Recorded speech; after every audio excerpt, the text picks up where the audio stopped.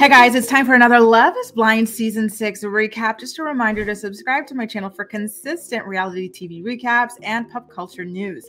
So, Sarah Ann, she's on her date with Jeremy, and I'm sorry, y'all, but she's just a little bit too vulgar for my liking. And I was not surprised whatsoever when Jeremy said that his attraction to her is mainly physical. You put yourself in that box, and this is what happens as a result of that. But the weird thing is that she didn't understand that that meant that she was out of the running for an engagement with him. She really still thought that they were going to get engaged. It's like, oh, sure, Jen. Now, meanwhile, the other woman who is about to get engaged to Jeremy, Laura, she gets really stressed and intimidated, thinking that she is the second choice.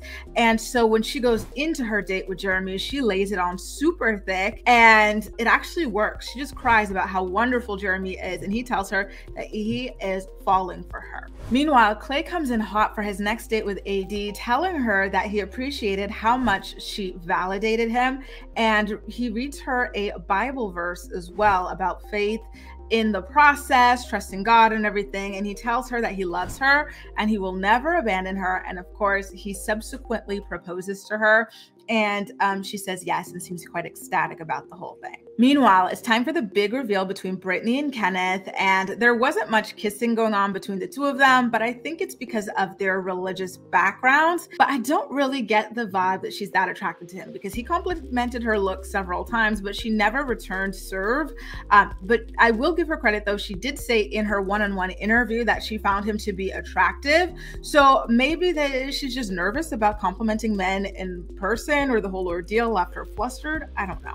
Meanwhile, Chelsea and Trevor exchanged sentimental gifts, and I love the vibrating bracelet that she gave him. So basically, you know, they both get a bracelet, and each time one of them taps it, the other one feels a vibration, and it lets them know that the other one's thinking about them. I'm like, oh, that's so romantic. I would love to receive that as a gift.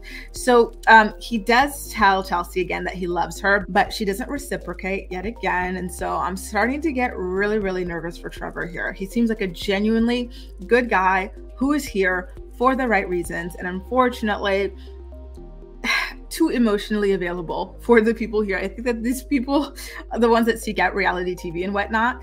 I feel like they tend to be more on the avoidance side, and Trevor's just too emotionally available for someone like that. But I digress. Now, Jess and Jimmy, they've got another date, and he starts talking about being excited to hook up with her, which just gave me the ick. But for some reason, it did not deter her from like continuing to fall for him. In fact, she gave him a letter. And it was a Dear My Future Husband letter that she had wrote years ago. I'm like, girl, you're 26 years old. I'm sorry, but the desperation for some people to get married is just so weird to me. Like, get a life, get hobbies. There's so much more to life than just getting married, especially when the rate of divorce is over 50%. Like, why do people still put it as this huge, like, you haven't done anything in life if you haven't gotten married kind of like thing? You know what I mean? It just feels so ridiculous at this point, but whatever. Maybe I'm just being shady. It's crazy to me.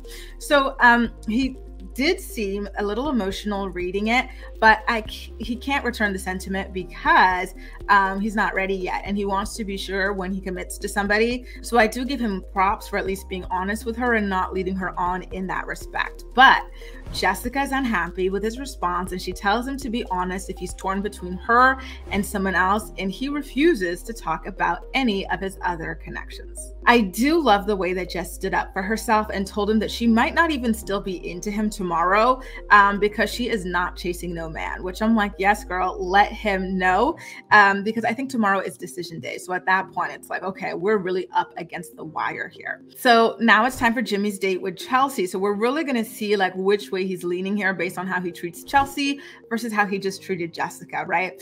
So Chelsea has a box for him as well, a gift, and it turns out that Jimmy not only didn't get Jessica a gift, but he didn't get Chelsea a gift either. That's dusty behavior in my opinion. It's not thoughtful at all. I know that Trevor got Chelsea a gift. I forgot what it was, but he did do something thoughtful for her.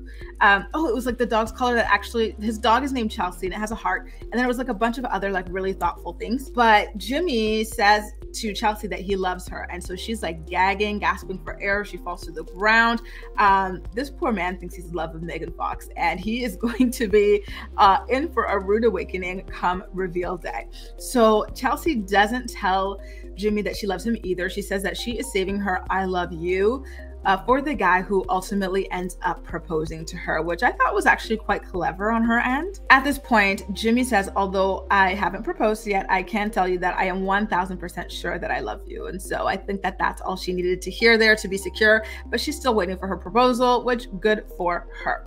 Now, why was Laura so secretive with Jessica afterwards? Because Chelsea comes back to the ladies' quarters and she privately tells Laura that Jimmy told her that he loved her, right? And so as a friend to Jessica, Laura goes in front of the group of girls, Jessica, you need to leave right now. I'm telling you as a friend, he's not your guy. Pack your stuff and leave. And Jessica's distraught and she's confused. And she's like, why? What happened? And Laura won't say. She's like, trust me on this. You need to leave. Girl, I don't appreciate the way she was being so secretive. This is a huge decision for Jessica. She left her daughter here. I think she was going to get engaged and married. This is not like some little casual haphazard thing. If you want her to leave, tell her in black and white why that is. Like, I really didn't appreciate the way that she handled that. I like that she told her, but she could have been like, she told Chelsea that he loves her, because that's something that Jessica asked. Did he tell her he loves her? She's like, just trust me. Girl, I barely know you. Just tell me what happened so I can use my brain and figure it out for myself, you know? I will say though, at this point, Jessica starts crying and it was nice to see all of the girls in that room rally around her. And it was, you know what I thought? This is such a far cry from Mean Girls, Irina and Micah, like 2 seasons ago. Remember when they would revel in people crying? Like, this new cast is so much better. Now, Clay, on the other hand, is ready to propose to AD, and he claims to be madly in love with her, but I gotta be honest, I've got doubts about his sincerity. I still think he's shallow. And now they do their reveal and you can see it in his eyes that he is not smitten with AD the way that she is with him. She showered him with compliments and he didn't really say much. And then she was like, oh, take a look at me. And she turns around and shows off her ass. I was like, girl, like, do you want to be seen? Like, your body is banging. I will say that. She's got the best body in the game. Probably the best body I've ever seen on Love is Blind. But why lead with your butt? Like, when you got a cute face like this, why lead with your butt? You know what I mean? Like, I didn't like that. I felt like she degraded herself in that moment, especially when you know your man is shallow. So like, why give him that? Like, he hasn't, you know what I mean? I don't love it. But although he didn't compliment her, Clay was rather affectionate. So maybe there's going to be something there, brewing, who knows? Now, let's get into Jessica and Jimmy, okay? Now, they've got their final ever date. It's decision day. And so at this point, Jessica, she's trusting her friend Laura, and she confronts Jimmy for leading her on. But here's the thing. Jessica, I don't think Jimmy led you on. He wasn't saying the same things to you that he was saying to Chelsea. He kept telling you that he needed to hold back. He hadn't made his choice. You know what I mean? And I think that she should have played the field the same way that Bootleg Megan Fox played the field as well. Bootleg has 2 men ready to propose to her because she did the work and she played the field. Jessica, unfortunately, put all of her eggs in one basket, and that's nobody's fault but her own. Now, here's the thing. Like, why did she keep on arguing with him? I just felt like, girl, you need to just leave at this point. Like, you've got your answer. You know he loves someone else. There's no point in crying over it or like arguing or whatever. And like, no offense to Jimmy, but you're gonna look at him at the playback and be like, oh my God, this is what I was crying over. Like, me? I'm sorry, but let's keep it real over here, you guys. You know, don't do all that like sobbing, snot running down your nose and you don't even know what the dude looks like, please. I do love that she said he was going to choke when he saw her in person, because it is absolutely effing true. She, in my opinion, is way out of his league physically.